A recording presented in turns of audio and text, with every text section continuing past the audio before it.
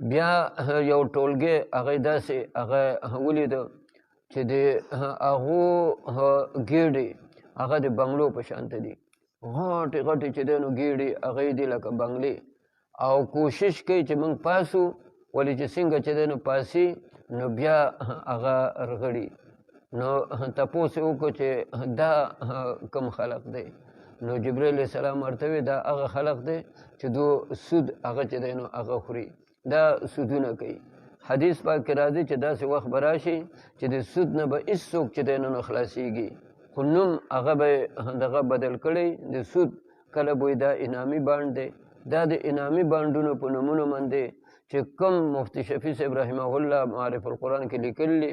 دا نومونه صرف چې دی نو هغه بدلوي. اکثر د دغه بازارونو کې دې کې دا فارمونه به ورڅخه، دې کې به ټکټونه به ورڅخه د 5 روپو، او تاله به موټر سایکل میلاو شي، تاله به ګاډی میلاو شي، دا دومره کارټونه که ته ډک کې، که دومره چې دی نو پیسې هغه ته جمع کې، تاله به دومره شی میلاو شي، انعام به درته میلاو شي. نو هغه د سایکل نه واخله تر موټرو پورې، نو دا انعامي بانډ په نومونو باندې چې کوم هغه چې دی نو معاملات دي، دا ټول دا چې دی نو د سود د هغې قسمونه دي. که یو سړی په خپله سود نه کوي، نو زمونږ په دا وطن دا د سود په نظام باندې روان دی. دې کې کاروبار هغه د سودي کاروبار دی. دو چې بار ملکونو سره هغو سره کومې معاهدې چې دی نو هغه کوي، هغه په ډالرو کې، په پونډونو کې، هغه په سود باندې هغه کمې قرضې چې د بار ملکونو نه هغه اخیستلی کېږي، نو هغه په سود باندې هغه اخیستلی کېږي. زمونږ په دې پاکستان کې دا یو قانون هغه چې دی نو چې بغیر د سود نه بار ممالکو سره کاروبار وکړلی شي. د مخکې 5 ساله کې دې کې د علماو دومره هغه کار هغه کړی چې دای پې هغه منل وه. کسانی چې هغه بغیر د سود نه هغه معامله چې دی نو کوي بار ممالکو سره، چې هغو هم دغه د سود نه ځان ساتي، او دې ځای کې دا د کمپنیانو والو هم د سود نه ځان هغه ساتي، نو چې دو ته اجازت ورکړلی شي. نو هغه د علماو په انتهایی کوشش باندې او په زور باندې اجازه قدرې هغه چې دی نو ورکړې شوې ده. که دغه شان څوک معامله کوي نو کولی شي. د دې نه سوا د دې نه مخکې دا قانون نو او د دې اجازه نه وه چې بار ممالکو سره چې کوم دغه کوئ کاروبار کوئ، نو دا به په سود باندې کوئ. نو چې اوس ته به سود نه کوې، زه به سود نه کوم، لیکن چې حکومت هغه چې دی نو سود هغه کوي، ټول څیزونه موږ له د بار ملکو نه هغه راغواړي، هغه په سود باندې راغواړي، ټول دغه قرضې هغه په سود باندې هغه اخلي. نو موږ ته هم د هغې رش هغه ورسېدله. نو دا هغه خلق د پاکستان د 73 آیین کې چې کله زموږ دا مشران دا علما دا اسمبلی ته هغه تلي، نو دو په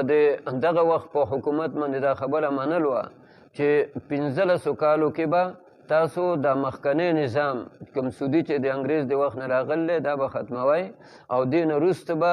غیر سودي نظام هغې باندې به پاکستان چلیږي، او د هغې حوالې د اسلامي ممالکو سعودي وغیره هغې ورکولې چې هغو بار ممالکو سره چې کوم معاملې کوي نو د سود په بنیاد باندې نه کوي، خپل منځ کې دننه چې کوم معاملې کوي د سود په بنیاد باندې نه کوي. دا باقاعده دا د 73 آیین په هغې کې دا خبره هغه لیک وه او دا خبره پکې شوې وه. هغه 15 کاله چې پوره شله، نو دغه سپریم کورټ او دارنګې شریعت کورټ هغو دا خبره هغه چې دی نو هغه وکړله چې 15 کاله پوره شله، نو شریعت کورټ هغه چې دی نو دا ووایي چې اوس سود ختم کوي. نو د هغې وخت حکومت هغو سپریم کورټ کې چې دی نو په د دې باندې دغه وکړه، دا درخواست یې ورکړه او سټی یې واخیسته چې پاکستان بغیر د سود د نه نشي چلیدلی. دا د حکومت لیک چې دی نو پروت دی، سپریم کورټ په هغې باندې فیصله ورکړې ده چې د پاکستان معیشت بغیر د سود نه هغه نشي چلیدی. نو چې یو ملک هغو لیکلي چې دی نو دا چې ورکړي چې د پاکستان معیشت بغیر د سود د هغې نه نه چلیږي، نو موږ که ډېر عبادتونه وکړو، ډېر منځونه وکړو، نو الله دومره مهربانه دی چې زموږ پکې وس نشته. که چېرته وس هغه چې دی نو وشو او دومره علما هغه د اسمبلی ته چې دی نو لاړو چې هغو داسې قوانین هغې کې تبدیلي هغه راولي او راویستی شي نو تاسو به وګورئ چې د الله تعالی څو احسانات هغه به په دې ملک باندې وشي. پاکستان په ټولې دنیا کې دا یو داسې ملک دی چې داسې په ټولې دنیا کې یو ملک هغه نشته دی کې 4 موسمه دي. تاسو یورپ وګورئ همیشه به باراني همیشه به هلته کې چې دی نو یخ وي دا او دا هم د الله حکمت دی. که دغلته بارانونه یخوالی نه وی نو دا ښځې یا نر دا به بربنډ ګرځېدل نو هغه یخ دی واوري جو د دې وجې نه ګرمې ګرمې کپړې او پتلونونه کوټونه د جلسې دی چې دی نو هغه اغوستي.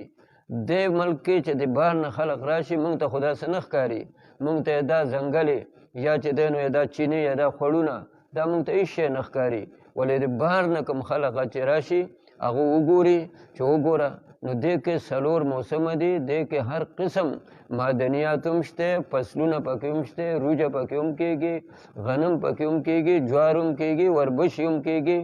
هر قسم چې دی نو فصل هغه په دې کې هغه کېږي لیکن د ملک دغه مالک نشته. کم حکومت چې راشي هغه یې دغه 5 ساله د خدای خبر دی دا رسول شو که نه شو رسول خو راځئ په څه طریقې سره ځان له خپل خاندان له خپل چې دی نو پارټۍ له خپل چار اوټ چې دی نو راکړ دی هغو له څه کار چې دی نو هغه وکړئ ملک ته لوټ شي او ملک ته چې دی نو کنګال شي. نو چې دغه شان هغه حکمرانانی چې هغه وایي چې د پاکستان معیشت دا د دې تحمل نشي کولی چې بغیر د سود نه هغه چې دی نو وچلیږي نو هغه ملک په څه طریقې وکړي. د اسلامي قوانینو د هغې په دې وطن کې اجرا نشته. حدود که یو سړي غلا وکړله د هغه نه به لاس چې دی نو کټ کېږي نو دغه حدود دې ته دو تور قوانین وایي دې ته د جاهلیت معاذ الله د هغې قوانین وایي. او نبی علیه السلام فرمایي که چېرته یو حد د حدودو نه هغه په یو وطن کې هغه چې دی نو جاري شي نو الله تعالی دومره رحمتونه برکتونه به په هغه وطن باندې راولي چې 40 کاله د وخت مطابق او د موسم مطابق بارانونه وریږي او څو فصل هغه کېږي څو فایده کېږي نو دومره په هغه یو حد قایمېدو سره الله تعالی دومره رحمتونه او برکتونه هغه به دغه نازلوي. ولې هغه د الله رحمتونه او برکتونه هغه موږ له نه دي پکار او کوم خلق چې هغه موږ له قرض پیسې راکړي او په سود باندې چې دی نو هغه راکړي او بیا تاسو کتل دي دغه پیسې چې دی نو غواړو او بیا چې ایله د هغو هغه خبرې نه اخوا دېخوا شوې زموږ پیسې راکړئ نو بیا بل ځای کې سود کوو. لکه یو سړی ته دوکاندار ورته ووایي چې زما پیسې راکړه هغه لاړ شي د بل سړي نه پیسې اخلي دله ورکوي نو قرضې. که تاسو ته یادي د ایوب خان په وخت کې مونږ واړو نو خلقو نه به مونږ اورېدل د مشرانو نه چې هر پاکستانی 200 روپۍ هغه قرضداری دی. هغه د 200 روپو نه اوس لکاو ته خدای خبر دی راغلی چې هر پاکستانی چې پیدا کېږي نو د مور د ګېډې نه هغه قرضداری چې دی نو راځي نو دا قرضونه دا نه ادا کېږي او ورځ تر ورځه په هغې باندې سود هغه زیاتېږي نو په هغې سره نن ګوره مونږ ته څو دا 100 مرض ده دا د بجلی څو سیسټم دی دا تورې تیارې کې ناست دي دا خو اوس هغه دغې د شمسي د خلقو ګزاره کېږي فروجونو سال دی دغه شان نور د ګرانۍ ته وګورئ د حالاتو ته وګورئ. نو نبی علیه السلام هغه د یو حدیث قدسي دی الله تعالی هغه چې دی نو ذکر کړی الله تعالی وایي دا خلق زما اوري نه که دو زما چې دی نو واوري نو زه به دومره نه کړوم چې باران به زه د شپې کومه د ورځې چې دو پاسې نو ټیک ټاک چې دی نو چې دو ونه کړېږي نو دو به ودي او باران به ورېږي کله چې دو ویښ شي او بار چې دی نو ګرځېدو ته او خپل تجارت دې ته ځي نو بلکل نور به او حالات به بلکل برابري زه به دومره نه کړو مونږ څو کړېږو. دې اخبارات که تاسو وګورئ خلق خودکشیانې چې دی نو کوي د اخبار کې لمبی رزما لوسته یو ښځې سره د جات کو نه خپل د ماشومانو نه کوي ته چې دی نو هغه دنګل دي څه ژوندي راوښکي دي څه چې دی نو هغه مړه دي نو داسې قسم هغه حال دی. نو چې زمونږ حکومت دغه دی بیا هر 15 کاله وروستو مونږ له الله تعالی یو موقع چې دی نو هغه راکړي چې ځای که تاسو خفه یئ نو تاسو څه تبدیلي راولئ نو هغه تبدیلي د مخکنۍ نه مونږ بده راولو هغه مخکنی هغې کې بیا لا څه سړیتوب وي هغه ورپسې چې بل چې دی نو هغه راولو هغه د هغې نه بدي. الله دې زموږ په حال باندې رحم وکړي. د بټګرام کې زموږ ډېر غټ غټ علما تیر شوي دي، غټ غټ اکابر تیر شوي دي. په دې دغه پنجمېرال چې دی نو دغې کې علاقه کې زموږ په دې دیشانو کې، په دې ټکرۍ کې، په دې علۍ کې دا د هغو برکات دي چې د خلقو د دو رجحان د دو یو ذهن هغه دغه علماو طرف ته، دین طرف ته، د دغې طرف ته هغه اړول دی. الله دې د هغو په قبرونو باندې دغه انوار نازل کړي. په هغې کې یو زمونږ د ککړشنګ مولانا براخان صاحب رحمت الله علیه د شاه شاه کشمیري رحمه الله د هغه شاګردو د هغه د دیوبند فاضلو دې ځای کې د علماو دپاره ډېر کار کړی و. د هغو برخوردار مفتي نعیم صاحب دې ځای کې هغه راغلی. زما دا خیال و چې هغه به تاسو ته لږ تقریر وکړي، خو هغه لږ وروسته راغله. الله دې د هغو دا کوم مشران زموږ چې دنیا نه تللي، الله دې د هغو روحونه هغه په جنت کې لوی لوی درجې وله ورکړي، او الله دې موږ ټول په جنت کې یو ځای کړي، او د هغو اولاد، د هغو خیلخانې، د هغو کورونه الله دې د هغه مشرانو هغه برکتونه هغه دې په هغو باندې قایم ساتي، او د دو د عقیدت او د دو د محبت دا د الله تعالی